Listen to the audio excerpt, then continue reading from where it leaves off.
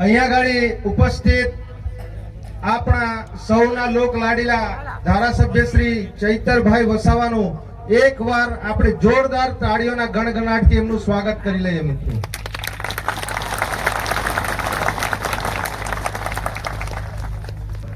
અને આપણા લડાયક એવા યુવા નેતા યુવરાજસિંહ જાડેજા પણ આપણી વચ્ચે પધારેલા છે. એમનું પણ એકવાર જોરદાર તાળીઓના ગણગણાટથી એમનું સ્વાગત કરી લઈએ.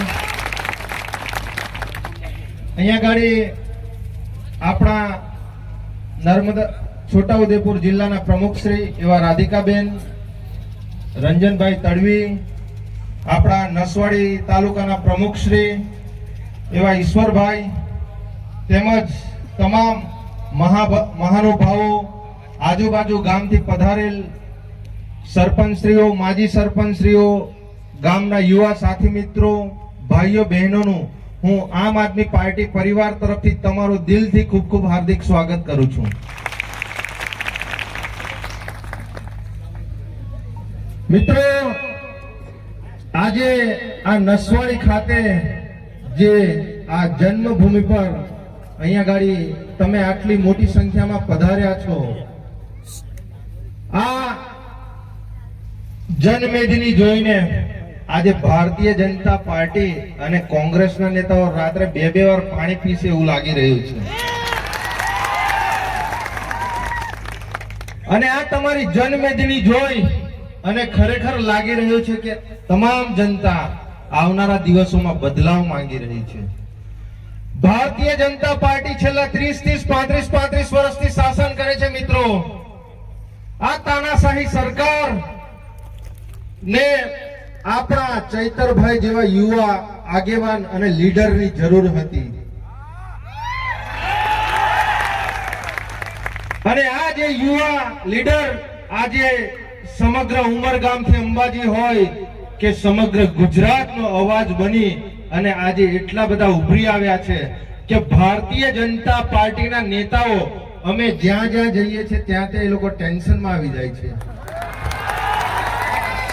આજે ઘણા બધા તાલુકા પંચાયત, જિલ્લા પંચાયતના સદસ્યો હોય, ધારાસભ્ય હોય, સાંસદ સભ્ય હોય, એમને પોતે ટેન્શન આવે છે કે આજે ચૈતરભાઈની સભા ક્યાં ગાડી છે.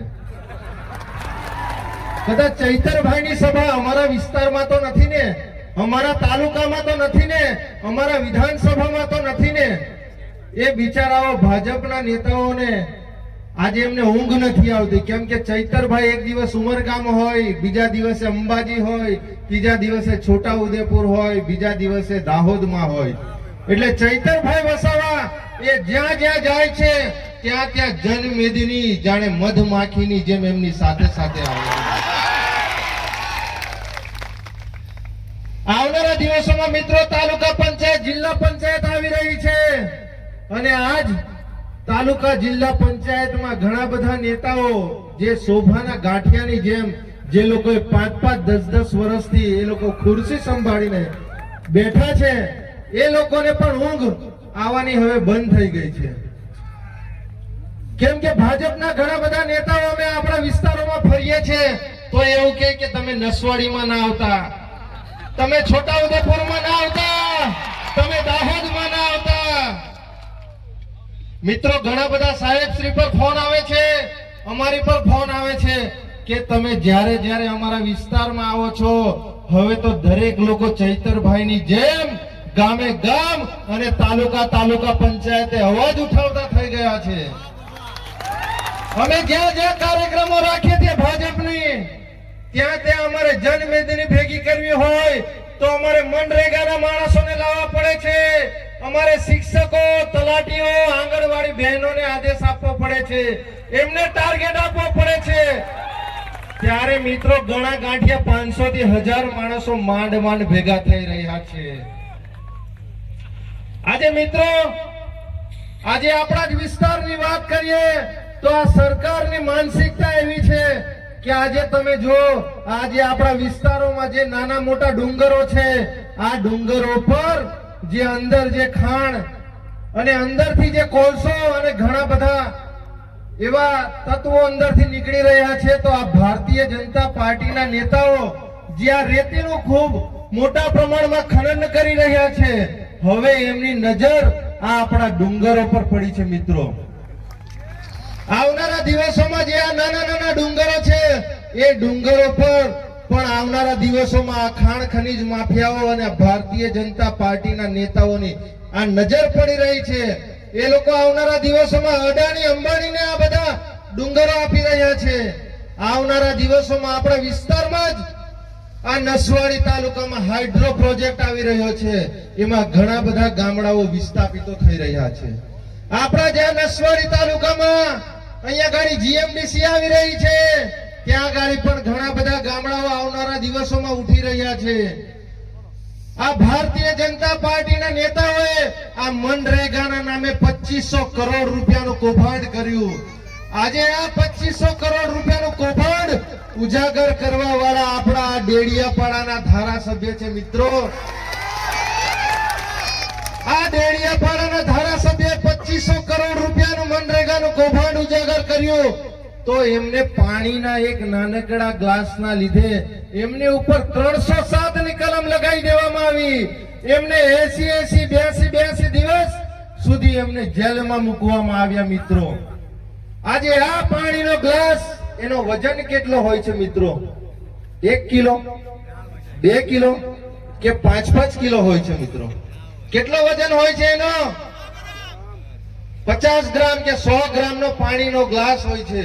પણ તેમ છતાં આ ભારતીય જનતા પાર્ટીની તાનાશાહી સરકાર જો જે વ્યક્તિ આજે 2500 કરોડનું કૌભાંડ ઉજાગર કરે છે, આજે તેવા જે અપરાધીઓ છે એ લોકોને જેલમાં મૂકવાની બદલે જે આ ભ્રષ્ટાચાર ખુલ્લો પાડે છે એવા ધારાસભ્યને જેલમાં મૂકી દે છે. એટલે અમે તો ઉમરગામ અંબાજી હોય કે સમગ્ર ગુજરાતમાં ચૈતરભાઈ અને અમારી આ પૂરી ટીમ આ તમામ ભારતીય જનતા પાર્ટીના નેતાઓ, સરકારો અને પ્રશાસન સામે મિત્રો અમે એમની સામે અવાજ ઉઠાવીએ છીએ. અમારી પર ખોટા કેસો કરી દેવામાં આવે છે, ખોટી એફઆઈઆર કરી અને અમને જેલમાં મૂકી દેવામાં આવે છે. પણ મિત્રો આવનારા દિવસોમાં આપણે ગામે ગામ, ઘરે ઘરે આપણે ચૈતરભાઈ વસાવા પેદા કરવો પડશે અને આપણે આપણા હક અને અધિકાર માટે અવાજ ઉઠાવવો પડશે.